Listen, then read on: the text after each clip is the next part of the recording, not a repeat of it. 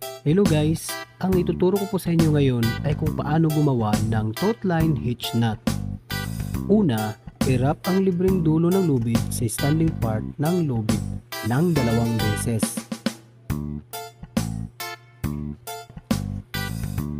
Tapos, mag-wrap ulit ng 1 beses sa paligid ng standing part ng lubid at higpitan ng knot.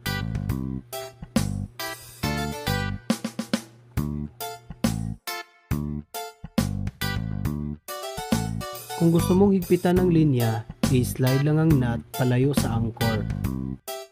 At kung gusto mo namang paluwagin ang linya, i-slide lang ang knot patungo sa anchor point.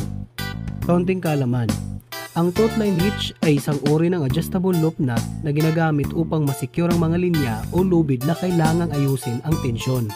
Madalas itong ginagamit sa camping para sa pag-secure ng mga tent guy lines, ngunit maaari rin itong